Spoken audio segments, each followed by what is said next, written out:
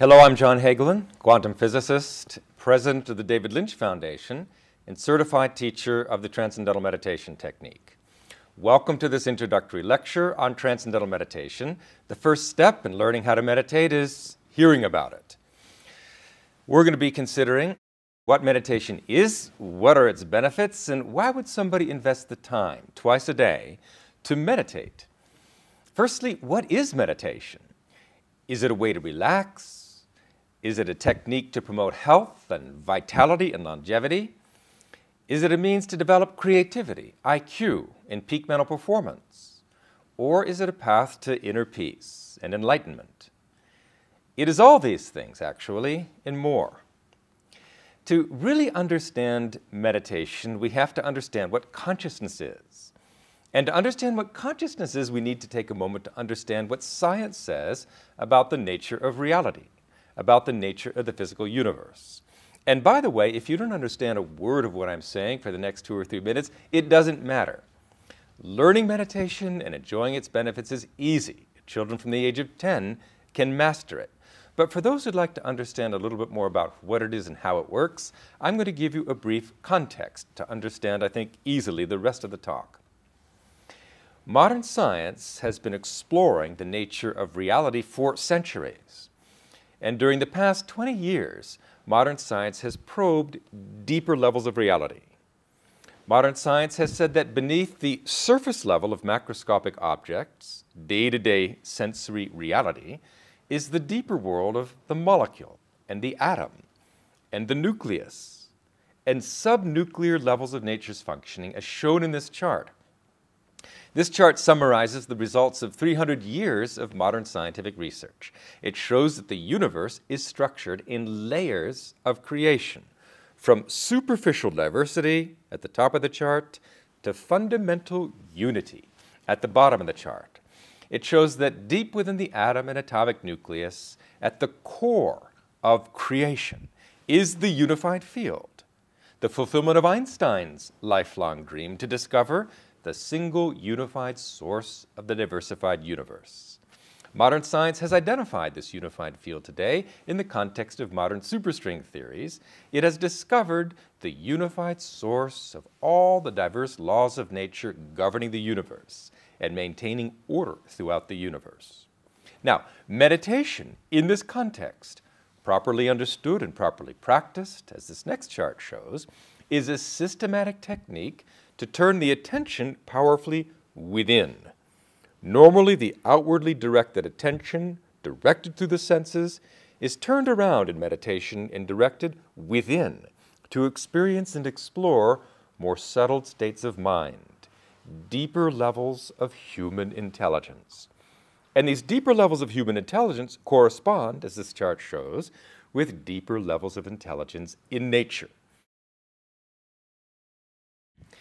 In meditation, this inward flow of the awareness quickly culminates in the experience of the unified field at the source of thought, in the most silent, settled state of human awareness, in the most maximally expanded, deeply silent state of consciousness, in the so-called meditative state.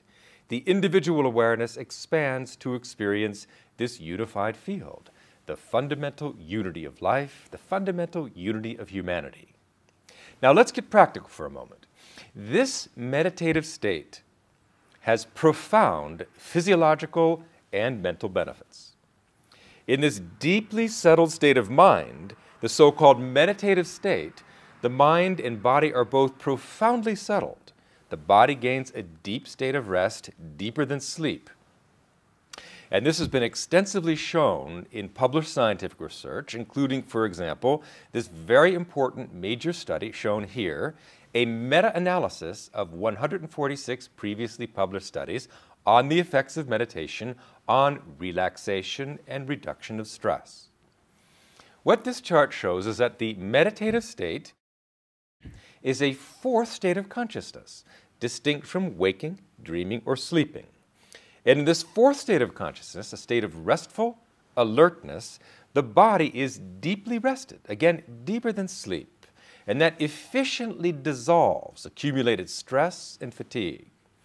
This chart contrasts transcendental meditation as a powerful means to reduce stress and stress-related disease to every other form of meditation and relaxation.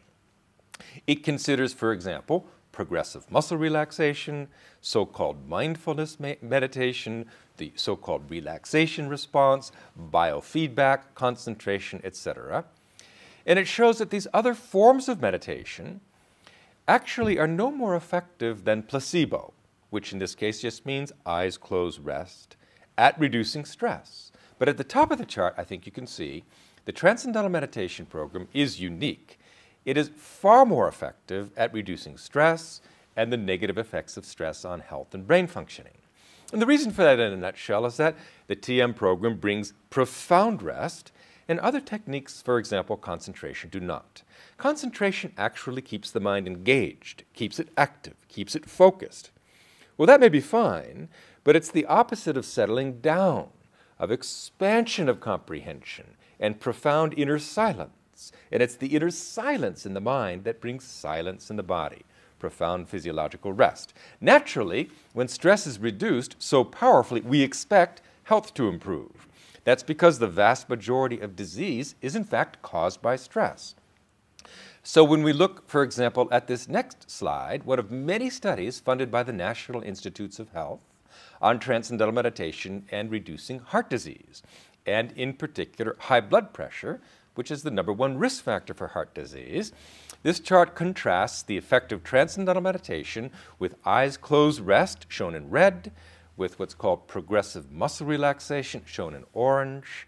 And in comparison to these other techniques of relaxation, which are frankly not very effective, transcendental meditation brings a steady and profound cumulative drop in blood pressure month after month after month, resulting in a normalization of blood pressure for those with high blood pressure.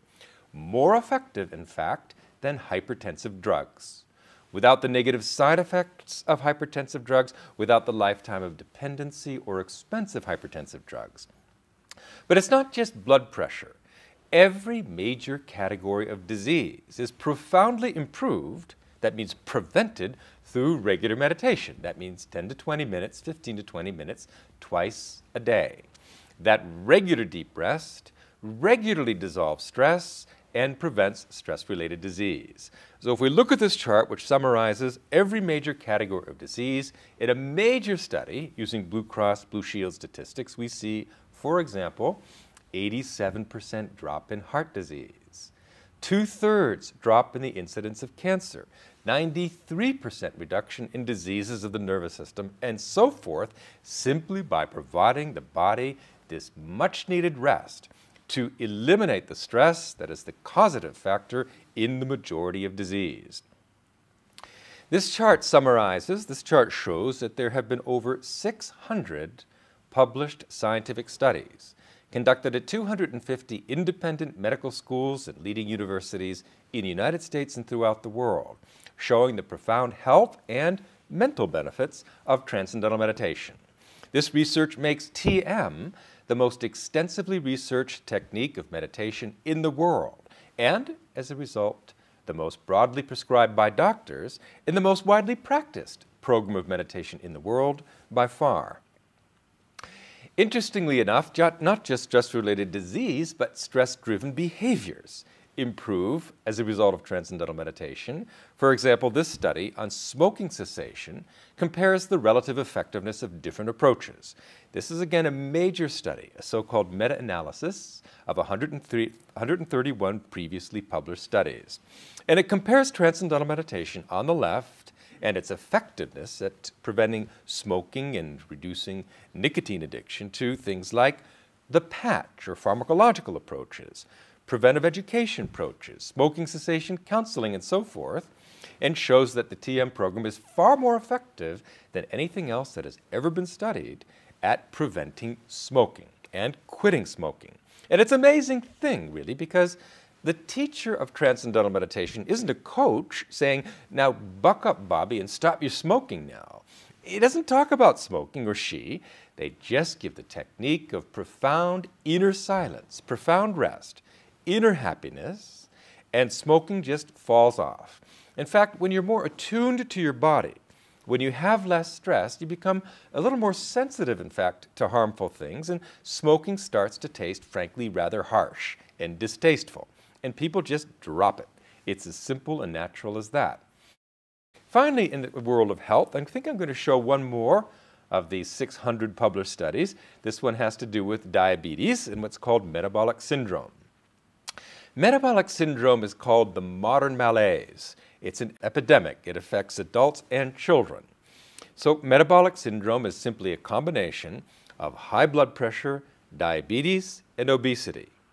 And unfortunately, all three of these risk factors tend to get worse with age and tend to be worse with stress. Transcendental meditation is the only thing that has ever been found to simultaneously improve all of these risk factors. And when this was discovered only last summer, the American Medical Association really made a sensation about it. When this was published in the Archives of Internal Medicine, the AMA released a global press release just celebrating this extraordinary finding, because nothing else had ever been shown to improve these important risk factors that have become so epidemic in our world today. And this is amazing to me because the AMA is not a friend of alternative medicine or complementary medicine. The AMA is a trade association to promote modern medicine and pharmacological medicine. It's not a government institution, it's a trade organization that really sells pharmaceuticals, and yet they were so appreciative that something could actually help the millions and millions of people with metabolic syndrome that they announced this result nationwide and worldwide, and the news went around and around and around the world. Finally, I just want to mention that actually chronic disease is more pervasive than acute disease. Chronic diseases are diseases that, by definition, for which modern medicine has no cure. And about 100 million Americans suffer from one chronic illness or another, whether it's high blood pressure or diabetes or arthritis or bronchitis or headache or whatever. Transcendental meditation profoundly improves them all. It's really an amazing blessing to those 100 million Americans who suffer from one or other of these chronic illnesses for which modern medicine really offers very little. Finally, to summarize the effects of transcendental meditation on health, I wanted to show this interesting study that looks at aging among meditators.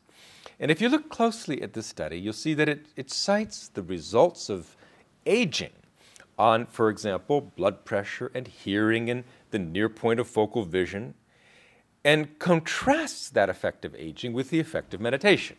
So, for example, blood pressure goes up with age, it goes down with TM. The high frequency threshold gets worse with age, it improves with TM. Near point vision deteriorates with age, but it improves with TM, and so forth. Cholesterol goes up with age, goes down with TM. Reaction time improves with TM. Learning ability, creativity, and intelligence all decrease with age, but improve with TM. And then, again, asthma, insomnia, depression, and so forth get worse with age. They improve with TM. The effects of meditation and the profound rest that comes through meditation is exactly opposite to the direction of aging. And if you actually measure someone's physiological age, if you don't tell the doctor how old you are, and you let him measure your age through your blood pressure, through your cholesterol, through your vision and hearing and so forth, a doctor will say you have the body of a 58-year-old or whatever it is. But what you find among meditators, as the next chart shows, people who've been practicing regularly for 5 years or more have a biological age that's about 12 years younger than their chronological counterparts. Basically, we're getting the gift with meditation of 12 years of vitality and longevity. And what is that worth? It's just an extraordinary benefit of the health-promoting benefits of meditation. Now, let me leave for the moment the subject of health and emphasize that all these incredible health benefits that cause tens of thousands of doctors to prescribe TM and millions of people throughout the world to practice TM, it's all just a side effect of what is really a mental practice. It's a mental practice with profound physiological side effects. So what's going on in the mind? It must be something very profound. And that's what this chart shows. Extensive scientific research now over the past, I'd say 20 years, have examined the effects of transcendental meditation on brain functioning. And here we have a meditating student volunteering to put one of these EEG caps on so that we can actually look at and measure the electrical activity of the brain. Measure the firing of the neurons in what is called an EEG. And this is renowned brain researcher, Dr. Fred Travis, performing this experiment. And what you see is really striking. And for an educator like me, it's incredibly exciting. This chart, I'll take a moment to explain, shows on the left the brain of a normal subject in agitated, stressed, waking consciousness. It shows the top view of the brain at the top of the chart left, and the front view of the brain at the bottom of the chart left.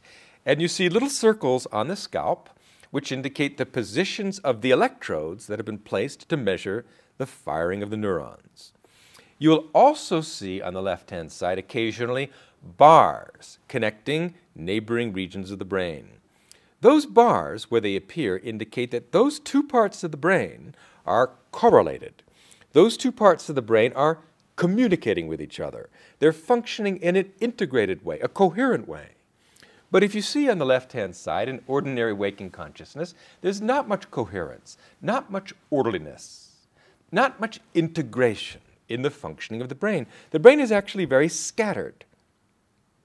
Different parts of the brain are doing completely different things, and there's very little communication within the brain.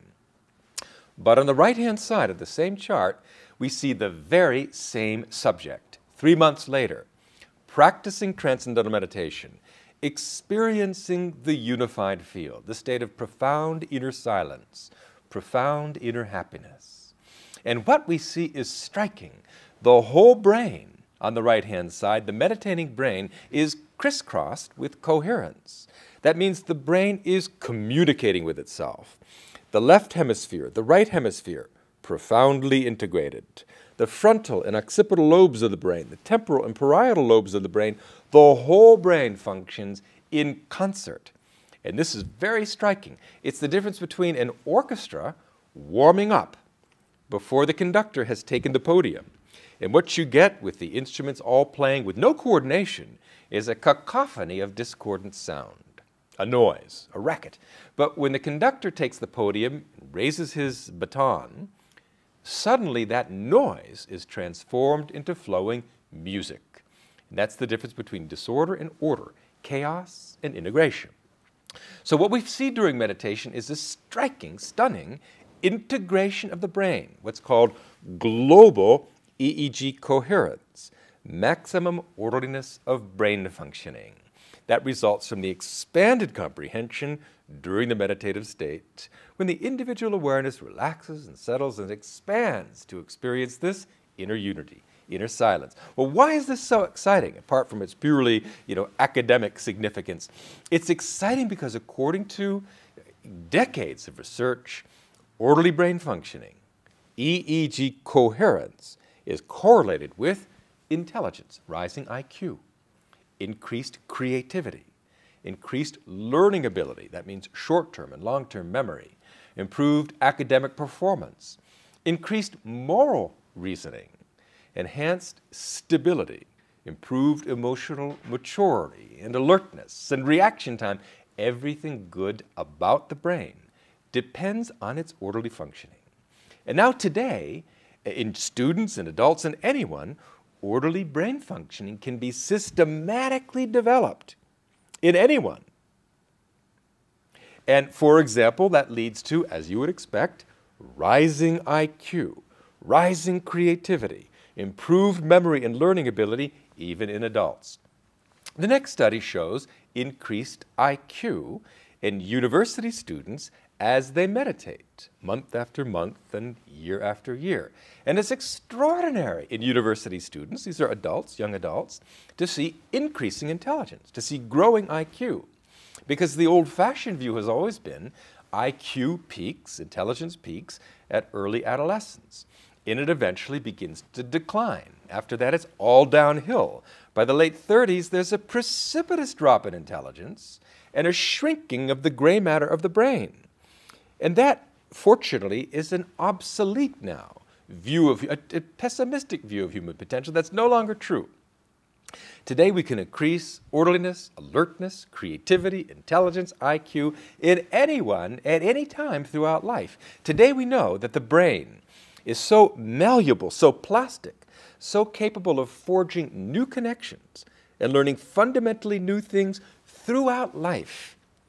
But the story with the brain, the saying with the brain is, use it or lose it. And the problem is, nothing we normally do in life, and certainly nothing in education, engages or develops the total brain. If you study physics like me, you develop this little sliver. Mathematics, that sliver. Literature, this sliver. Music, here. The arts, here. But anything we study in school engages, develops a tiny sliver of the brain. And that's what psychologists mean by saying that typically we only use 5 to 10% of the innate capability of the human brain. Transcendental meditation is the only experience known to science, not hypnosis, not sleep, not dreaming, not waking, not mindfulness, not relaxation, transcending. This meditative state is the only experience that engages the total brain and develops the brain holistically and brings this integrated brain functioning that brings with it intelligence, creativity, success, learning ability. Orderly brain functioning is not a mystery. Orderly brain functioning means orderly thinking, clear speech, clear and purposeful and effective and fulfilling action. If we look at the next chart, we'll see what happens all too often in the absence of this experience of the meditative state. We see two brains. Top view. On the left-hand side, we see what is generally considered to be a normal brain with normally distributed blood flow. And on the right, we see what is the brain of a violent student. And it looks like it's filled with holes. Now, these aren't actual holes in the gray matter of the brain, but they are functional holes, parts of the brain that just aren't firing, that aren't participating actively in our moment-by-moment experience. What you tend to see too often also is, as we see on the right-hand side, a clustering of these holes at the top of the chart. The top of the chart on the right-hand side is what we call the higher brain. It's called the prefrontal cortex, also the CEO of the brain. The higher brain is what distinguishes human life from animal life. The higher brain sits over the primitive brain and exerts executive control. It's supposed to be our rational filter against primitive, impulsive, aggressive, violent behavior.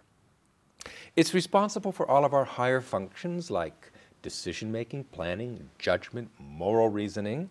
But unfortunately, and this is the key, under stress, the prefrontal cortex shuts down.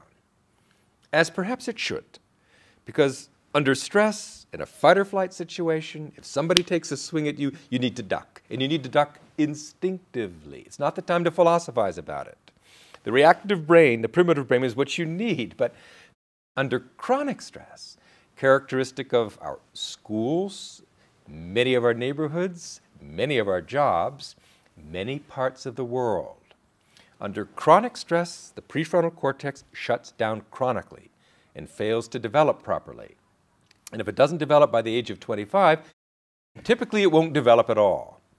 So as a result of that, unfortunately, as a result of pervasive stress, epidemic stress levels throughout the world, we are unfortunately not really developing nearly the full potential of the brain, especially the higher brain, goes underdeveloped. And as a result, we're living in basically an adolescent world. And if you wonder what I mean by an adolescent world, turn on the television and look at some of the shows, or look at the violence throughout the world. All of that violent behavior, that stress-driven behavior, is due to the underdevelopment of the higher brain, the rational filter against primitive, aggressive, impulsive, violent behavior. So it is vital to the individual, it is vital to society that everyone has an opportunity to develop the total brain, students and adults.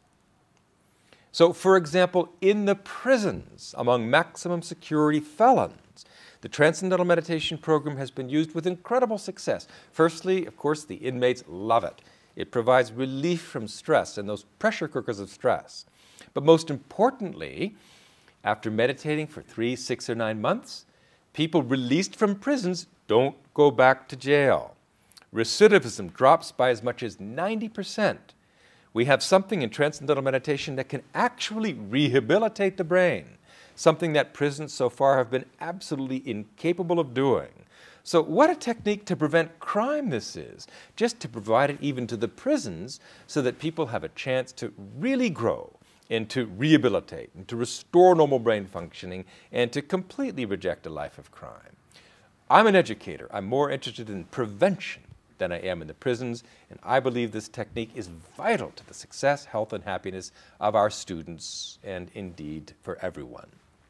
Let me just show you, perhaps lastly, in this subject of brain development, an incredible study that came out this month on Transcendental Meditation and ADHD. Now, 5 million of our children in the United States have been diagnosed with ADHD. It's a stress-related learning disorder. 4 million of those are actually medicated by Ritalin. And Ritalin has actually now been shown to be probably ineffective, or at least it seems to be seriously in doubt. And of course, the side effects of Ritalin are not good and frankly unknown, particularly when used over years in a developing child.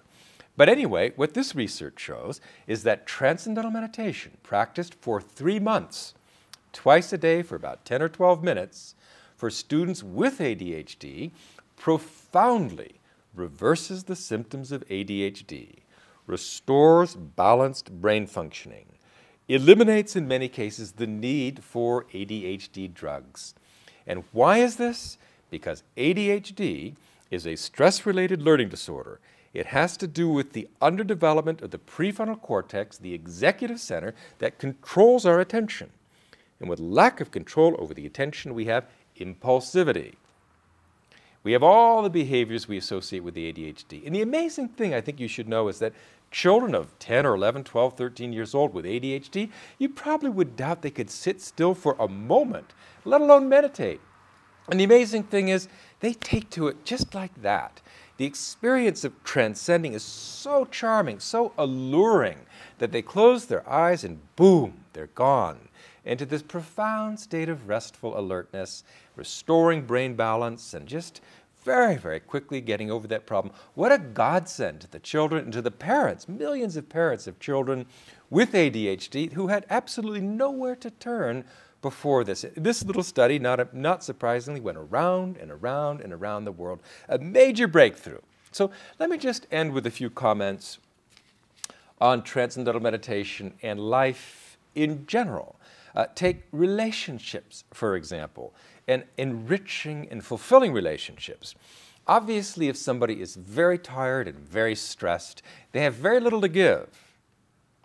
And if 2 people come together with very little to give, both very needy, there's no giving and there's no receiving. Obviously, if we're fresh and alert and rested and balanced and calm and centered, our relationships are going to be that much more rewarding.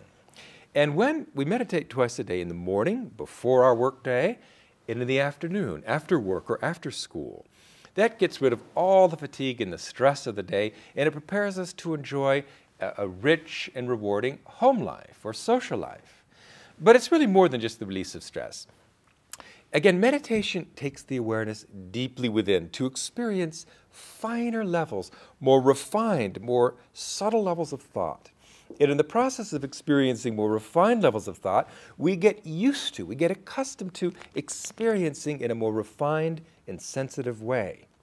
So when you see somebody else and you interact with somebody else, you're not seeing that sort of gross, surface, crusty body. You're seeing much more the inner person, the inner glow, the inner warmth, the inner beauty of somebody. And what happens as you meditate, you start to see more and more the beauty in everything, the beauty in everyone. Relationships become so rich. You kind of fall in love with everyone and everything as you really see the incredible beauty of this creation that surrounds us. And we can be very much lost to that beauty if our head's in a cloud and we're highly stressed. So by awakening our ability to perceive the heart starts to melt, it starts to flow, and we really become far more loving, far more giving human beings. And ultimately, frankly, more loving and more peaceful human beings is the formula for peace, personally and globally. If you want a peaceful world, you need peaceful individuals. You can't have a green forest without green trees. Transcendental meditation will make everyone more peaceful. And by expanding human comprehension, people become less narrowly self-centered, less nationalistic in their thinking, less ego-driven, and more expanded and comprehensive, global in their thinking and global in their actions. This is really the formula for a crime-free and peaceful world. And frankly, according to research, it's quite surprising. Not everybody has to meditate, because they won't. Not everybody has to meditate to create a far more harmonious and peaceful society, a relatively small fraction of a city or a country. Practicing meditation, experiencing profound inner peace, radiating that peace among their friends and among their society, creates far lower crime rates and prevents violence and war. Extensive published research has been done on transcendental meditation practiced even in groups to prevent social stress, religious and ethnic and political tensions that fuel violence and conflict. You can really diffuse those tensions and effectively prevent crime and violence. It's been done many, many times, and it gives us, frankly, a very practical formula without trying to reach everyone to improve the quality of life in society. So I wanted to touch on that because many people are driven to meditate not just for their own benefit of brain development and health and vitality and longevity. Many people are driven to meditation for altruistic reasons, for improving the quality of life and for promoting peace on earth and enlightenment. What is enlightenment? Enlightenment is living the truth of life. And the scientifically proven truth of life today, in this scientific age, is unity. We are all united at our core. Deep within each of us is this unified field, the unified field of consciousness that pervades and connects us all. That is our profound inner nature in knowing that unity and living the unity of life, and the unity of humanity is traditionally called enlightenment. Today it's no longer mystical. We can measure enlightenment in the orderliness of brain functioning. The higher states of consciousness are a scientific reality today, and everyone who meditates grows very quickly in these qualities of higher states of consciousness. That just means using your full potential of mind, body, and behavior. It just means life blossoming to become the absolute best it can be. So the structure of the course, the first step in learning Transcendental Meditation, you've just achieved. You've heard an introductory lecture. You've learned about meditation. You've understood some of the reasons why it is worth the time to meditate to improve mind, body, and behavior. The next step would be to hear a second lecture, a so-called preparatory lecture. That's always done in person, not over the internet. For that, you should really go to a center and meet a teacher and sit and hear from them more about the mechanics of meditation, how Transcendental Meditation differs completely, absolutely, from other techniques of meditation, and then have an interview with the teacher, get to know each other, and schedule an appointment to learn. Once one goes to a second lecture, you fix an appointment, a time to learn the TM technique, and it's learned over a period of 4 consecutive days, for about an hour and a half a day. So you need to schedule a time when you have 4 days in a row to meet your teacher and spend about an hour and a half per day. And then basically, you're an expert. Now we encourage people to continue to come back at their convenience for a series of free meetings of checking the meditation and fine-tuning it if necessary, and advanced lectures of profound knowledge about consciousness and higher states of consciousness. That's all free for a lifetime. Once you learn the Transcendental Meditation technique, you can go anywhere, move anywhere, to any country, and have your meditation checked and fine-tuned and go to advanced lectures. It's a lifelong program, but it's completely at your convenience, whereas those first 4 days really need to be in a row. Secondly, there's a course fee. There's a tuition to learn. That tuition ranges from $1,500 to much lower fees for people who are students or have financial needs including the single working parents, for example, or the unemployed or the retired, and so forth, and students and children. There's a family rate. There are scholarships. Nobody should not learn for financial reasons. Just talk to a teacher. And the course fee for Transcendental Meditation is really remarkably cheap from a number of reasons. Firstly, there's so much personal time involved. The teacher spends with you to be sure throughout life that you're enjoying the absolute maximum benefits from the program. There's a lot of personal time involved on the part of the teacher.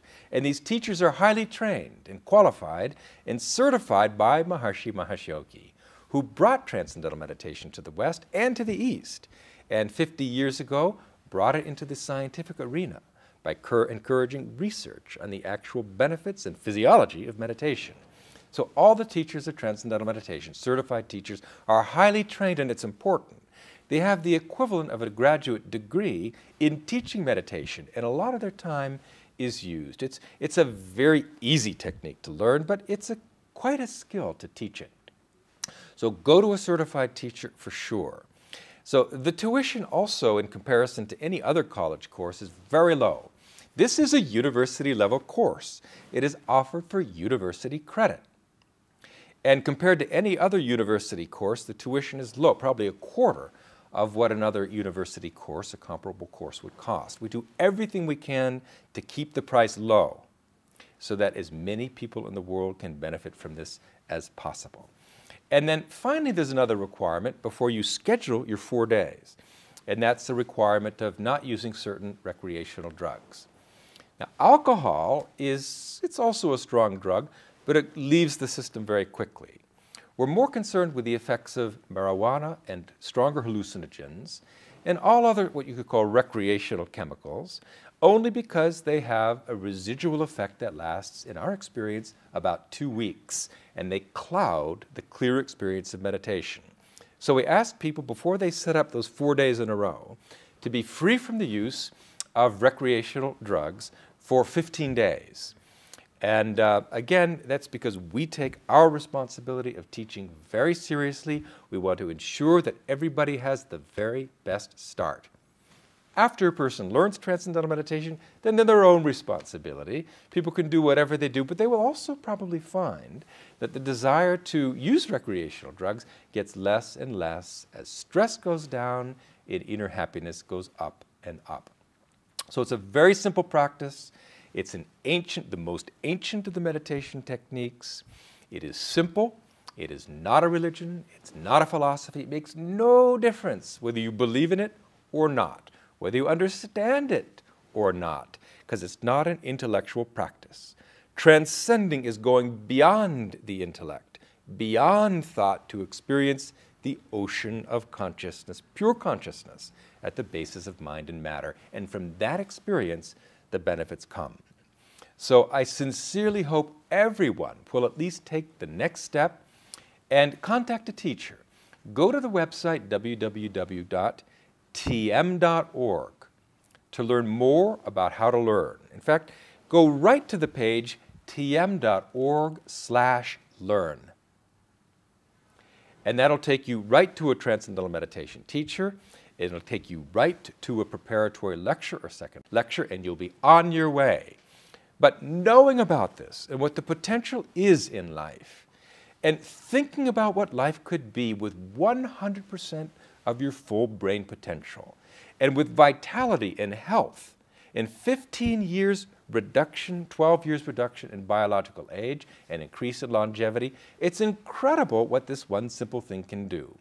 There is nothing as healthy, not even exercise, has the proven physiological health-promoting benefits of Transcendental Meditation.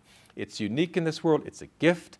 My role in life, my mission, is to bring this to 1 million children this year with the David Lynch Foundation, and soon, I hope, 1 billion children, so that everyone on earth has this joyous, simple technique that children love and can take with them for their whole lives to be sure they unfold their full God-given potential and enjoy a very healthy, very happy, very successful life. And I certainly hope you do too. Thank you for joining me today.